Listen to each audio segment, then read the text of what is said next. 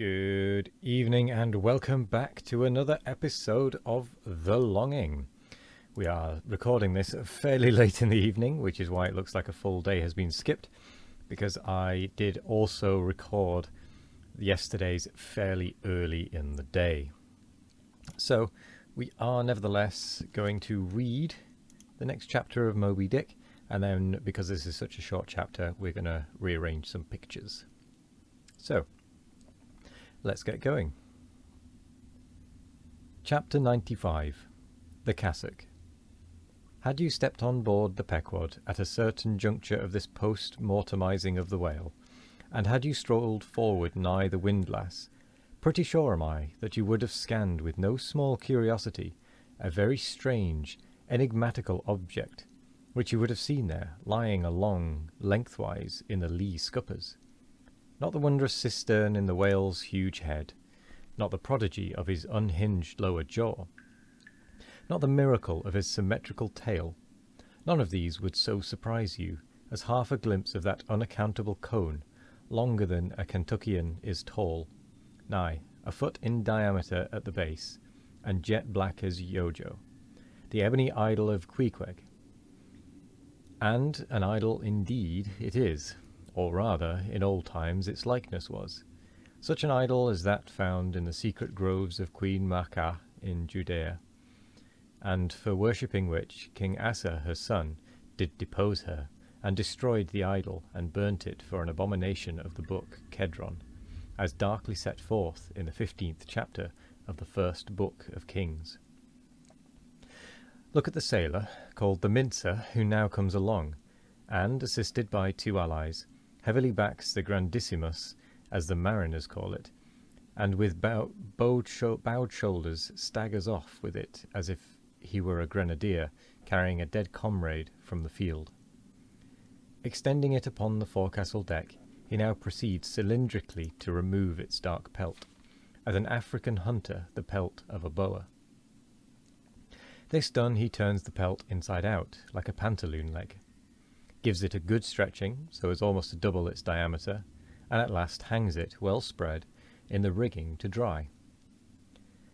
Ere long it is taken down, when removing some 3 feet of it towards the pointed extremity, and then cutting 2 slits for armholes at the other end, he lengthwise slips himself bodily into it. The Mincer now stands before you, invested in the full canonicals of his calling.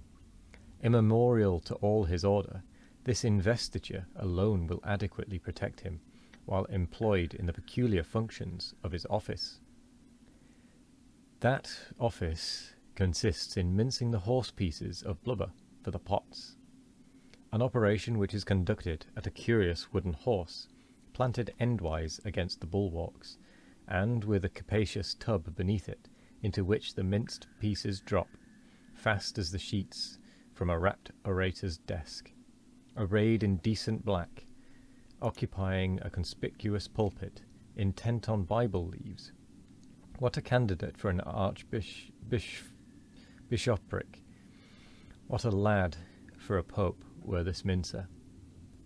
Bible leaves, Bible leaves, this is the invariable cry from the mates to the Mincer. It enjoins him to be careful, and cut his work into as thin slices as possible, inasmuch as by so doing the business of boiling out the oil is much accelerated, and its quantity considerably increased, besides perhaps improving it in quality. And with that, we're going to leave the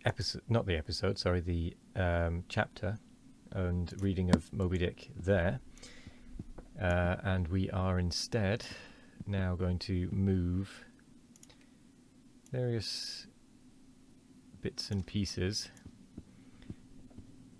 around so that we've got a bit of room for pictures in the future,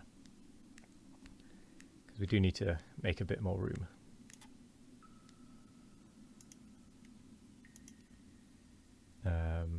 So we're going to take the time that we've got now, because we do have a bit of time, to just move things around.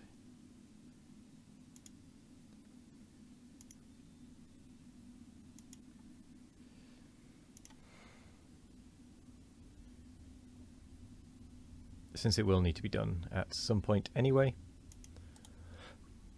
I think I need to move things even deeper.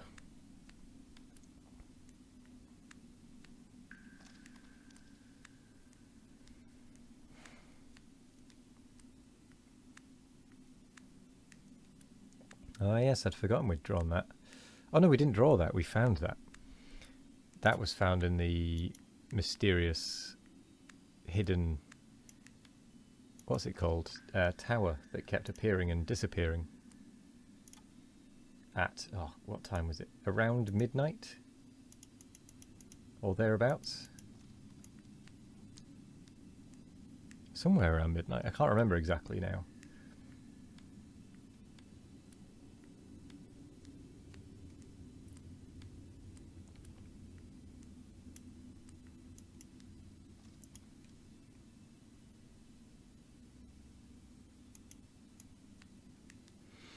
I think we need to go deeper.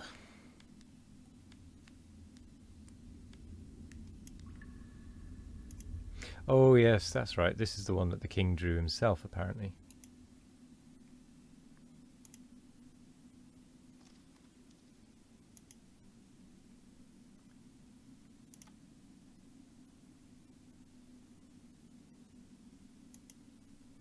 I don't want to put it too... I think we're going to have to put it just weirdly out of sight, aren't we?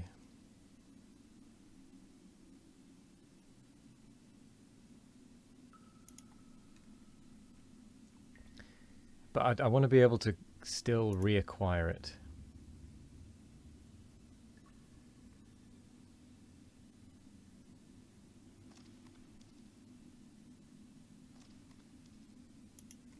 This really is not going as planned.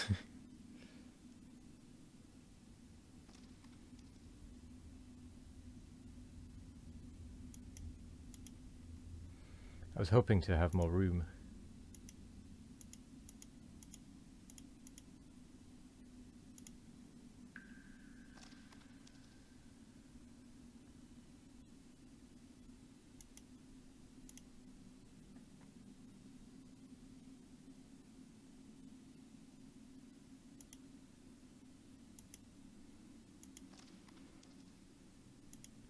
Come on, we can do this.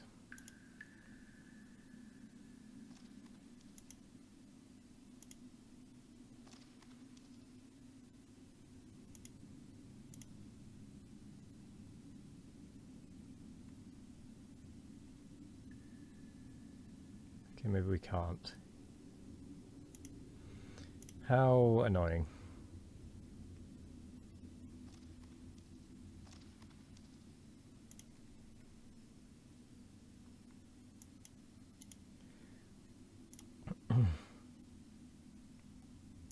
This is not at all working how I'd hoped.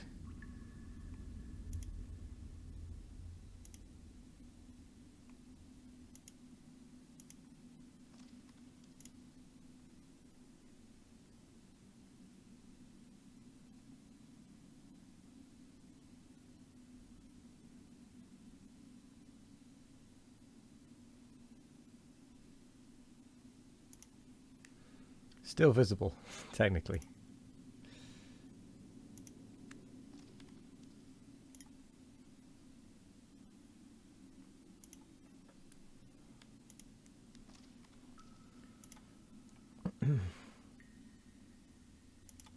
And that is what counts.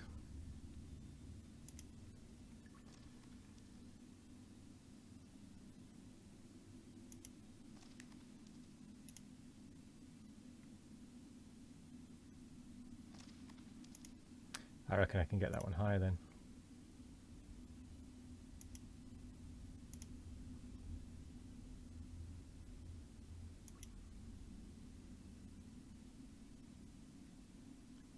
Still technically up there.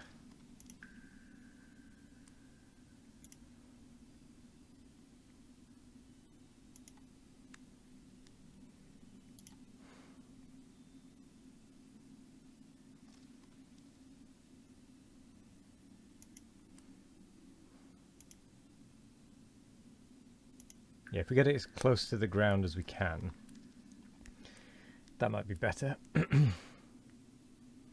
Although saying that, we are out of time now. So we do need to be moving back to sitting in the chair. I will do a sneaky grab.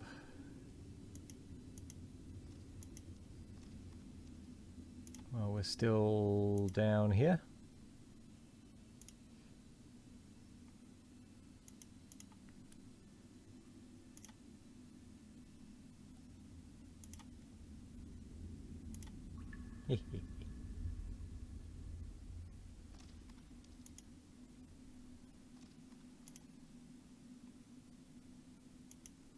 There is no order.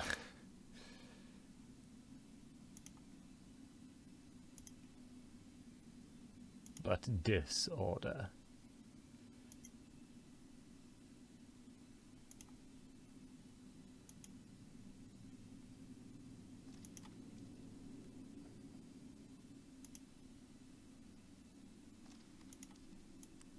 Okay, that's actually made quite a dent.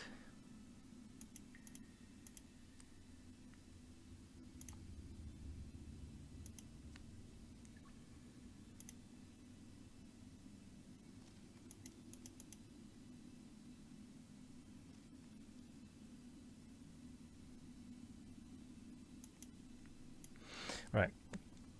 Sorry, I got a bit carried away there. Let's go sit back down. But we have cleared out a decent amount of room.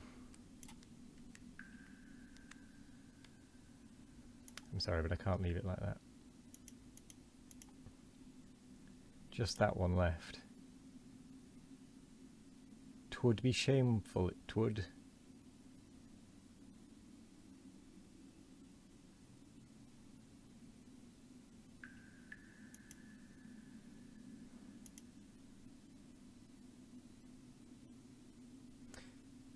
Okay, well the lights are going to stay above the bed. We'll sort them out next time. Well, maybe not next time, but the next time we rearrange the pictures, we'll sort it out. So, I will take this opportunity to say thank you very much for joining me tonight. I hope you all have a wonderful morning, evening, afternoon or night. No matter what time of day it is, I hope you all have a wonderful one of it. And thank you very much, and goodbye.